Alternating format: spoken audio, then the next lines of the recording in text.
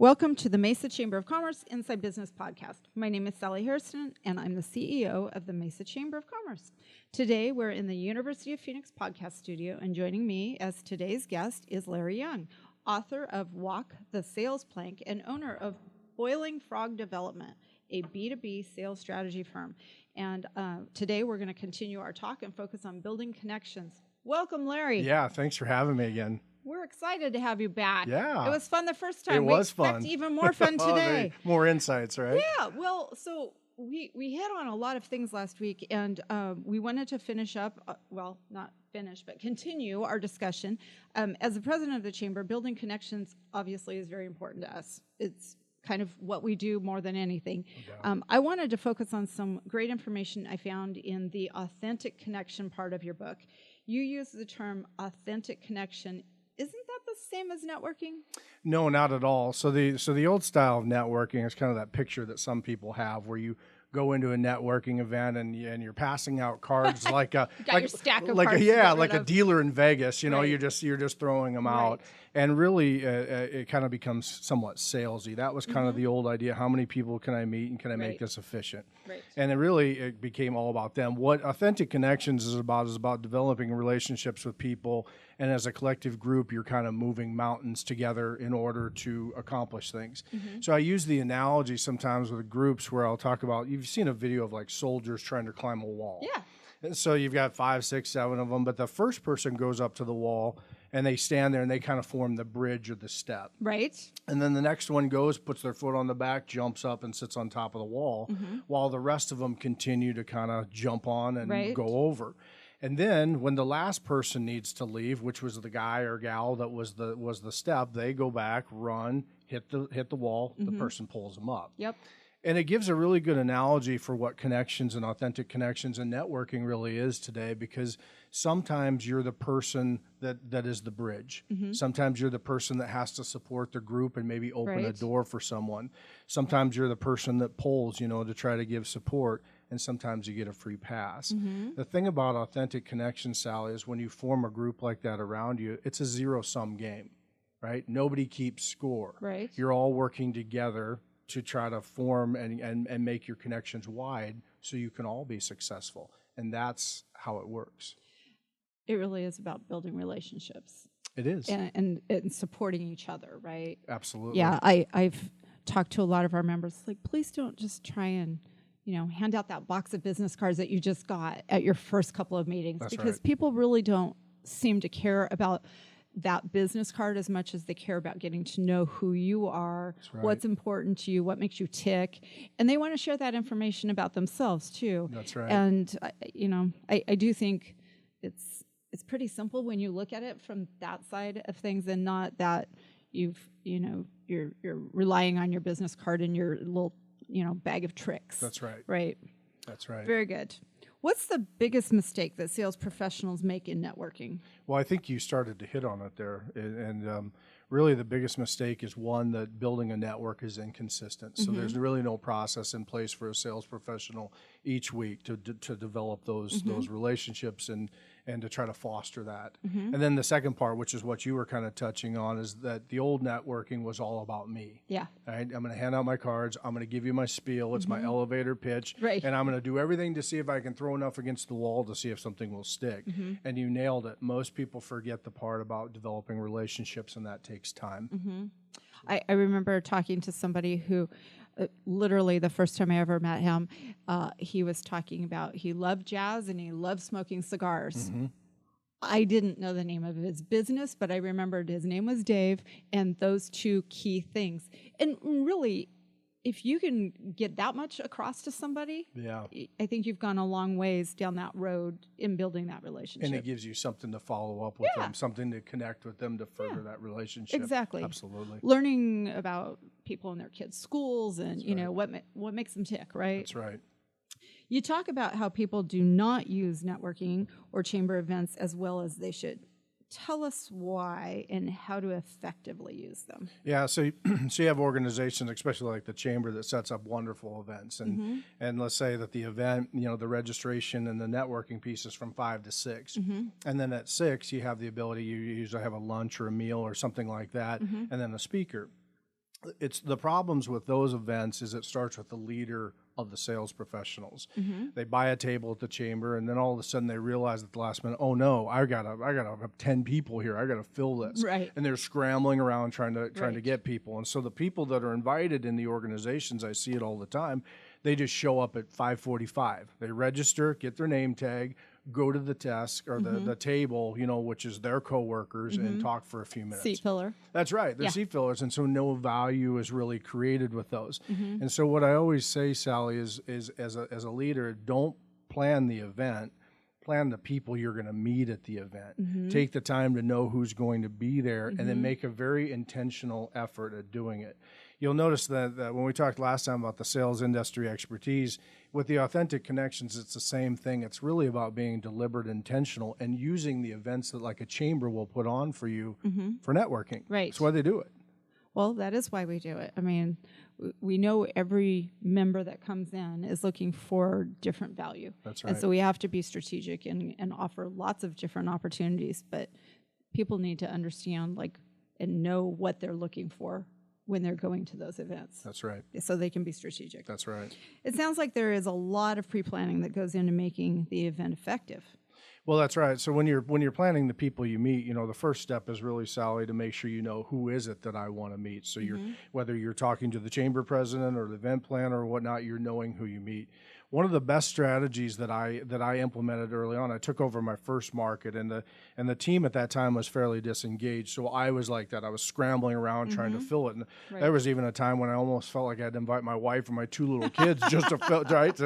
Got to fill that table. So one of the things I implemented, and I share it in the book, that is a great strategy, is I would start every year off with the team, all the stakeholders, and I'd say, here's our 5 or 6 core networking events that we're going to go to. Right. And then I would ask them for their feedback. Are there any that we're missing? But the next step that I took was one of the most powerful, is I'd say, okay, now who are we planning on going?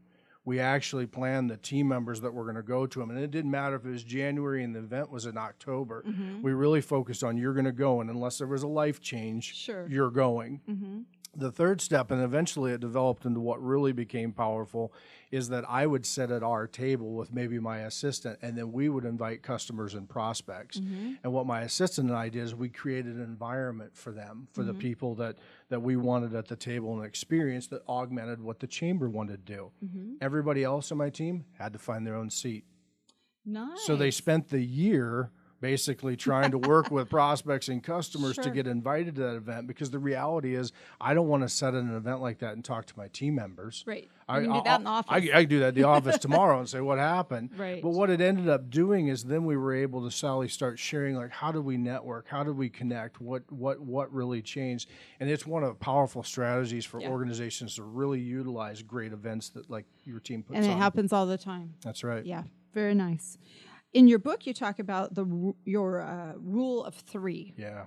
Tell me why that works. It works really well because not everybody is an extrovert. And so, again, in the old days, salespeople were taught to just run out and let's go talk to a lot of people at an event like that. But you have people, and I had people on my team that were somewhat shy, so I created this rule of 3. And really the idea is that you don't put a lot of pressure on yourself. I only want to meet 3 people at the event, and then I'm satisfied. The first person is usually somebody that's cold. I've never met you before. I'm going to talk to you. I'm going to go up and introduce myself and engage, like you said, find out what's their interest, whether it's coffee, jazz, whatever the case is. But I'm trying to foster a connection and figure out where you're trying to go in your professional career. The second person you meet is somebody that's warm, which is usually somebody you met that was cold the last time. So I'm following up. Oh, Sally, I know that you like coffee. I mean, I saw this place. And so now you're fostering that connection. And the third person is somebody that's what I would call a hot connection, or somebody you're well connected. Now, in those particular individuals, Sally, I don't spend a ton of time with, because usually like someone like you would be like more of a hot connection for me. Well, flattering, right? Gee, thanks, Larry. I had to put that plug in. So, but those are ones where like you and I would go to lunch, or we might catch coffee. But so it might be just a wave for you. But what it does is it takes the pressure off if the people that are introverted to feel like, look, I just have to conquer 1 or 2 mountains, and then foster that relationship. That makes a lot of sense. Very nice. Well, when you are at an event and you spot that cold contact that you want to meet, how do you approach? How do you get started? Approaching that person for the first time? Yeah. So that's one of the most common questions that I get asked, Sally.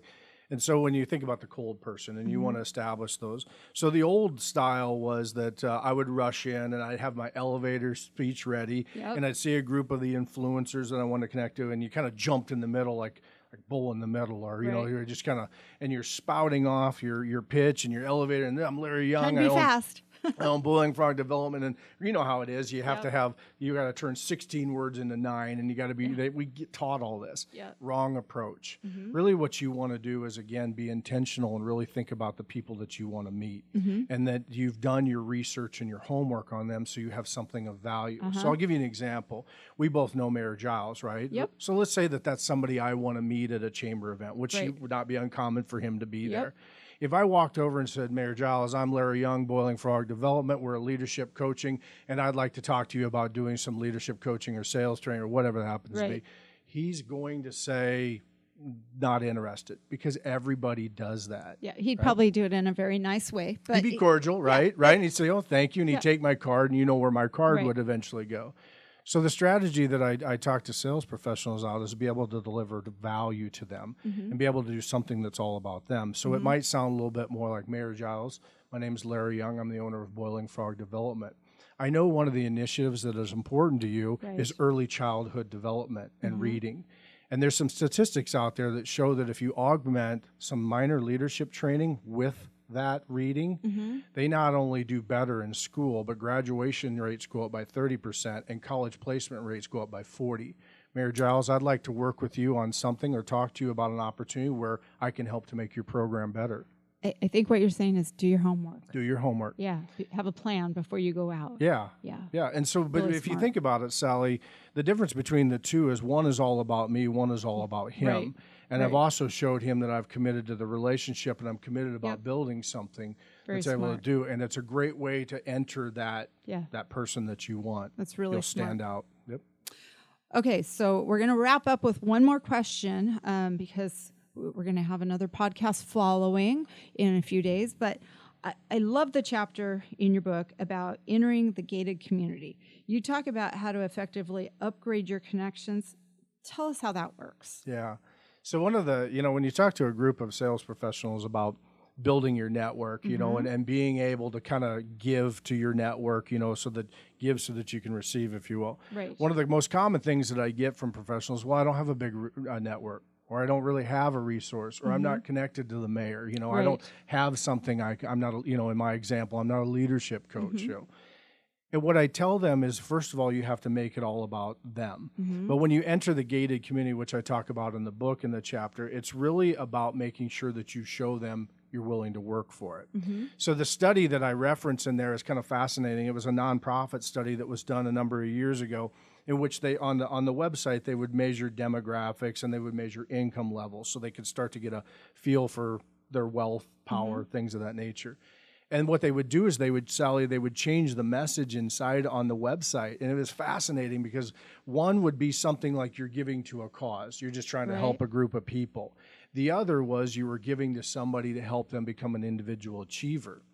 And what they found is people of wealth would give to somebody or a cause that was more about individual achievement. And the question is why? Well, the answer is because they probably bootstrapped it and were individual achievers themselves. So when they see a young professional that's willing to put in the work and willing to help, like in my example of Mayor Giles, Right. where you're willing to do something and show yourself, that's when you can start to enter that gated community. And that's also where the authentic piece and the connection comes. Right. Because when you start doing something for someone else and you start Oh, yeah. giving for somebody, especially in a position of power, and you show that authenticity, in time, they'll move mountains for you. Sure. It's fascinating. No, that's great information. And it always comes back, right? It does. Yeah. Put a little out, a lot comes back. Yeah. Might not be overnight, but Yeah. it does come back.